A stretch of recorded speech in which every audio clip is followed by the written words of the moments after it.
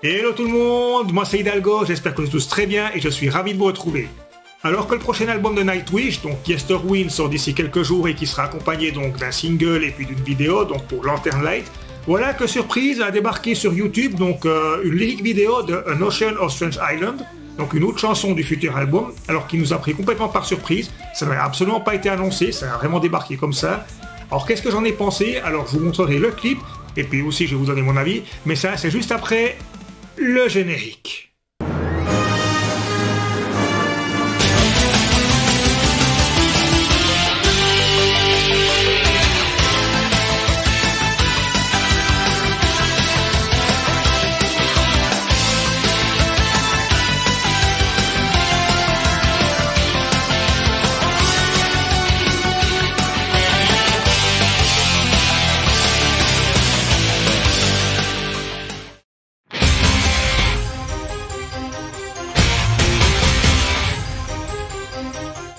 Tout d'abord, un immense merci donc pour la dernière vidéo sur Nightwish, puisque jusqu'à présent c'est la vidéo qui a fait le plus de vues sur la chaîne. Alors c'était une vidéo qui avait été assez travaillée, en tout cas j'avais vraiment essayé de m'appliquer. Je parlais notamment de mon rapport avec Nightwish, puisque je connais les membres personnellement, j'ai montré des photos, des anecdotes pour prouver mes dires. J'ai aussi donné des news, aussi certains bruits de couloir, enfin que j'ai la chance peut-être d'avoir entendu et que j'ai mis dans la vidéo. Et puis bien sûr l'analyse donc de Perfume of the Timeless et puis de Day Off et ce que j'en ai pensé. Alors là, cette vidéo elle sera vraiment faite à l'arrache, elle sera beaucoup moins quali, là j'ai pas de script, rien du tout, je la fais vraiment rapidement. Et puis j'ai vraiment envie qu'elle sorte donc avant que le futur album de Nightwish sorte, donc le 20 septembre, donc Yesterwind.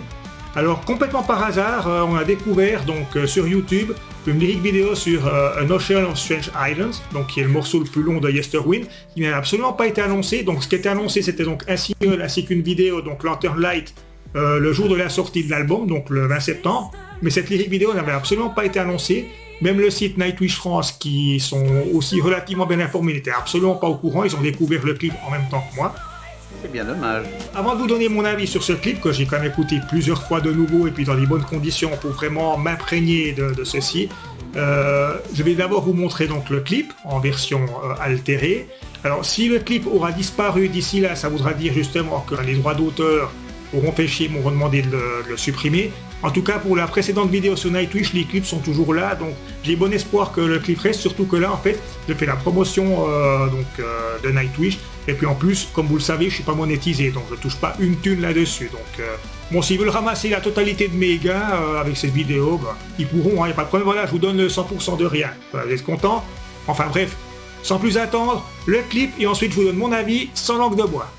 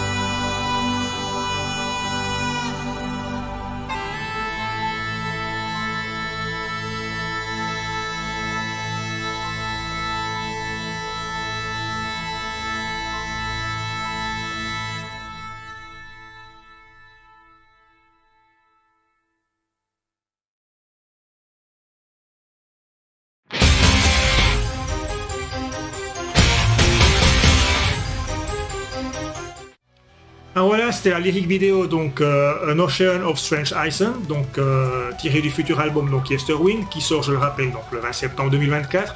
C'est le morceau le plus long de l'album, alors si j'ai bonne mémoire, il fait 9 minutes 26. Je dis si j'ai bonne mémoire parce que, comme je l'ai dit, c'est une vidéo qui est vraiment réalisée à l'arrache et puis sans script. Alors j'ai quand même pris le temps d'écouter donc ce morceau plusieurs fois et dans des bonnes conditions. Donc si on compare avec les deux singles précédents qu'il y a eu, donc Perfume of the Timeless, donc c'était une chanson qui était plutôt dans la continuité d'Human to Nature, pas un plagiat mais vraiment une continuité, on sentait qu'il y a eu Human to Nature avant, donc c'était une évolution de ceci. Une chanson que j'aime beaucoup maintenant mais qui m'a quand même fallu plusieurs écoutes pour rentrer dedans. Ensuite ils ont sorti A Day Off qui fait beaucoup plus single dans l'âme et depuis dans la structure de la chanson. Par contre, elle était assez différente de ce que proposait d'habitude Nightwish, et en plus de ça, les paroles, en tout cas d'après Thomas, c'était très controversé. Personnellement, j'ai pas trouvé, vous avez qu'à regarder la précédente vidéo si vous voulez retrouver mon avis sur cette chanson. Je trouve par exemple que Bye Bye Beautiful est beaucoup plus controversé, vu que c'est une chanson anti-Tarja. Mais bon, si vraiment ça vous intéresse, regardez la précédente vidéo. Maintenant, on va se concentrer donc sur An Ocean of Strange Island. Alors, elle, après Perfume of Timeless, une continuité d'Human to Nature, A Day Off, donc de la nouveauté. On peut dire que An Ocean of Strange Islands, c'est vraiment du pur Nightwish. Alors on entend les orchestrations, donc c'est bombastique, c'est plein d'emphase. C'est vraiment une chanson qui est énorme, qui est un peu pompeuse, mais dans le bon sens du terme. Enfin, ceux qui aiment Nightwish, disons normalement ce morceau, c'est vraiment un morceau, c'est du pur Nightwish, c'est vraiment un morceau qui va plaire aux fans. Alors, si cette chanson est vraiment du pur Nightwish, elle est peut-être trop, justement. Alors, je vais m'expliquer. Thomas, déjà par le passé, des fois, il a tendance à reprendre des chansons qu'il a déjà composées et puis changer légèrement la forme, faire vraiment quelque chose d'assez ressemblant. C'est déjà quelque chose qu'il a fait par le passé. Et malheureusement, c'est de nouveau le cas dans cette chanson parce que c'est pas du plagiat, hein, c'est pas comme Kai Hansen qui, avant de retourner chez Helloween, donc des fois, il repompait carrément ses propres chansons, voire carrément des passages entiers de morceaux déjà connus, par exemple pour Iron Maiden. Alors c'est pas à ce niveau-là, Thomas, c'est pas du plagiat de ses propres œuvres, mais on ressent quand même des similitudes avec des chansons qu'il a déjà faites par le passé. C'est pas du plagiat, mais c'est quand même assez proche. Ne serait-ce qu'au niveau des riffs de guitare, quand vous écoutez ce morceau, moi il y a certains passages qui m'ont vraiment fait penser à Storytime, donc une chanson qui était donc sur Imaginerum. Voire aussi d'autres riffs que ça m'a fait vraiment penser à Shudder Before the Beautiful, qui était donc sur Endless for Most Beautiful. Et puis Shudder Before the Beautiful était déjà en partie ressemblait quand même beaucoup à certains passages de Master Passion Greed qui là était sur Dark Passion Play. Donc ça me gêne un petit peu. Alors peut-être qu'une personne qui est moins fan que moi de Nightwish ne remarquera pas justement ces petites similitudes. En tout cas moi ça m'a pas empêché quand même de remuer la tête, mais je trouve comme dommage. Alors que les deux premiers morceaux, en tout cas, il y avait aucune, on retrouvait aucune similitude avec des morceaux déjà faits par Nightwish. Que justement dans celui-ci, qui est vraiment le morceau le plus Nightwish, justement, on retrouve un petit peu ces deux ambiances. Il y a quand même des choses nouvelles, hein, je tiens à le préciser, ne serait-ce que par exemple, il y a un côté peut-être un peu plus dark. Les paroles, bon, si on lit à travers les lignes, en fait, les îles, ça se base par rapport à des personnes donc qu'on découvre tout au long de notre vie, des personnes qui seront importantes, vraiment des proches, des gens qui auront juste un éclair dans notre vie, donc qu'on rencontrera une fois, qu'on verra plus jamais, mais qui auront un impact peut-être marquant sur notre vie, ou alors les personnes qu'on déteste, enfin les îles, c'est vraiment en rapport avec ça. Donc les paroles, je vous laisserai les découvrir, les paroles en tout cas sont vraiment bien recherchées. Ce morceau aussi, ouais, je dirais il faut pas trop d'écoute pour rentrer dedans. Alors cette fois par contre, plus au niveau de la prod, alors cette fois Kayato, que je trouvais qu'on trouvait étouffé, notamment sur Perfume of Timeless, là on entend enfin sa batterie qui claque et puis il a même un petit break, donc là franchement, là Kayato il s'est lâché, puis la prod enfin lui rend honneur en quelque sorte, là on l'entend vraiment bien, c'est vraiment une bonne batterie qui claque. Alors concernant Floor, je trouve qu'on l'entend quand même un peu plus en voix que dans les précédentes, notamment Perfume of Timeless où sa voix était étouffée, donc là on l'entend également mieux, tout comme Kai. Mais j'ai toujours cette impression, moi, que Floor, elle n'est pas utilisée à son plein potentiel dans Nightwish, depuis qu'elle est dans le groupe, parce que quand on voit Showtime Storytime, par exemple, donc le live qu'elle avait fait donc à Wacken, franchement, elle est exceptionnelle, quoi. Elle arrivait à s'approprier les chansons que interprétait Tarja, c'était juste exceptionnel, que ce soit en lyrique ou en chant normal, on va dire, il n'y avait aucun problème, elle se les appropriait, elle tenait les notes, c'était vraiment génial, et puis moi, pour l'avoir vu en live plusieurs fois, je peux vous dire que Floor, vraiment... je sais qu'Annette est des crimes, alors Floor, elle souffre d'aucune Alors quelqu'un qui critique Floor, alors je sais pas ce qu'il lui faut, hein. Et crève-toi les tympans mec, parce que je sais pas ce qu'il te faut. Alors oui, c'est pour moi, Floor était vraiment la remplaçante idéale pour Tarja, en tout cas de mon point de vue. Et puis justement, quand on voit ce qu'elle est capable de faire, je trouve toujours qu'elle est encore sous-employée. Je suis sûr qu'elle pourrait aller encore plus loin sur album. Mais bon, ça c'est mon avis personnel. Et puis j'attends d'entendre les autres chansons pour voir si justement il y aura quelques surprises, ou bien justement si au contraire elle sera vraiment plus. Alors cette fois, le grand absent des deux premiers morceaux, on peut dire c'était Troy. On l'entendait un tout petit peu dans Perfume of Timeless, pas du tout sur A Day Off. Alors cette fois on l'entend, mais ce qui est assez étonnant, c'est qu'on l'entend uniquement sur la fin. Et puis d'ailleurs, on peut presque dire que c'est presque un morceau à part, puisque je crois que c'est environ aux alentours de 7 minutes, c'est comme si le morceau s'arrêtait. Et puis jusqu'à la fin, après, c'est Troy, avec donc justement la partie symphonique qui reprenne. Alors c'est un peu une mélodie qu'il y a tout au long de la musique, c'est juste un passage instrumental de 2 minutes 30. Par contre, le passage, il est très beau, hein. Il est simple, Enfin, moi je trouve ce passage musicalement très beau, même si on peut se dire qu'ils auraient pu l'utiliser comme instrumental pour une autre chanson. Enfin, ça c'est mon avis, mais moi tout personnellement, ça m'a pas dérangé. Et je trouve vraiment très bien. Et puis même, ça me rappelle, mon prof de guitare c'était il y a très longtemps, j'ai pris des cours de guitare, mais il m'avait dit que de nos jours, dans la musique classique, on retrouvait encore des outros, mais c'était quelque chose qui se faisait pas. Alors une outro, ça veut dire qu'il disait, il y a les groupes pour faire des fois des intros dans une musique, ils prennent vraiment leur temps pour faire des belles intros, mais une conclusion de la chanson, ben souvent il y en a plus, ça s'arrête d'un coup sec, ou alors il y a un fading, donc la musique, le son de la musique qui baisse petit à petit ou tout, mais on prend plus vraiment le temps de faire maintenant peut-être une conclusion pour une chanson qui dure 1 ou 2 minutes, c'est quelque chose qui se fait plus. Et puis justement, quand j'ai écouté ça, moi j'ai repensé à ce que m'avait dit mon prof de guitare, puisque c'est vrai que c'est 2 minutes et demie où c'est un peu la mélodie qui revient puis qui continue, ça rappelle un peu ça. Peut-être une outro justement, surtout que le morceau c'est le deuxième morceau de l'album, c'est pas le morceau qui conclut le disque, donc le morceau qui conclura le disque ça sera Lantern Light, qui est également le single qui sort, je le rappelle, donc le jour de la sortie de l'album. Par contre, il y a quelque chose là où j'ai vraiment été déçu, alors c'est au niveau du... Et pourtant cette fois j'ai écouté dans des bonnes conditions, mais alors c'est vraiment le son de la guitare. Est-ce que vous avez remarqué qu'il y a un solo de guitare dans cette chanson? Parce que franchement, moi j'ai bien du temps d'oreille, et puis pour vraiment, à un moment, donc c'est aux alentours de 2 minutes 30 je crois de la chanson, il y a un solo de guitare, mais même que j'ai écouté dans des bonnes conditions, au début je me dis c'est juste une petite mélodie rajoutée comme ça, puis en entendant le attends, non il y a plusieurs notes là, c'est un solo ça ou bien. Mais le truc c'est que c'est tellement étouffé et tout, que vraiment, faut vraiment bien l'écouter, être attentif pour se rendre compte quand même que c'est un solo, parce qu'au début on a juste l'impression que c'est quelques notes. Quand on tend l'oreille, on se rend compte qu'il y a quand même un solo derrière, mais il est extrêmement étouffé. Ça, je ne comprends pas. Et puis comme je disais qu'il y avait des emprunts, enfin des similitudes, on va dire, avec par exemple Shudder Before the Beautiful, je la prends exprès parce que dans Shudder Before the Beautiful, il y avait un solo de guitare, et puis le solo de guitare, là, il claquait, il était beaucoup plus net que là-dessus. Là, franchement, le solo, je sais pas, je comprends pas, quoi. Un disque a été tellement produit que ça donne une telle bouillie que même avec des bonnes conditions, on a du mal à se rendre compte que c'est un solo. Je comprends pas.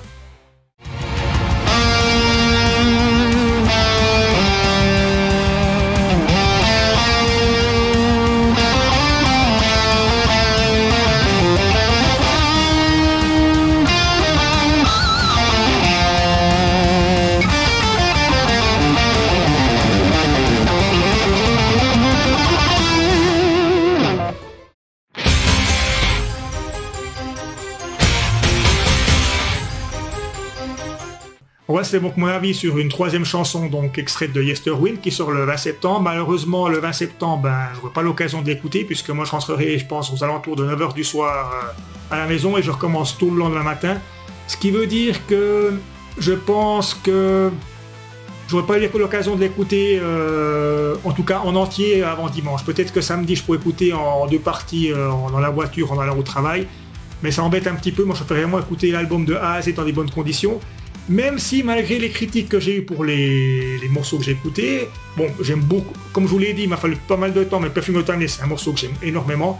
The Day Off, c'était beaucoup plus accessible, beaucoup plus single dans l'âme aussi, que j'aime beaucoup.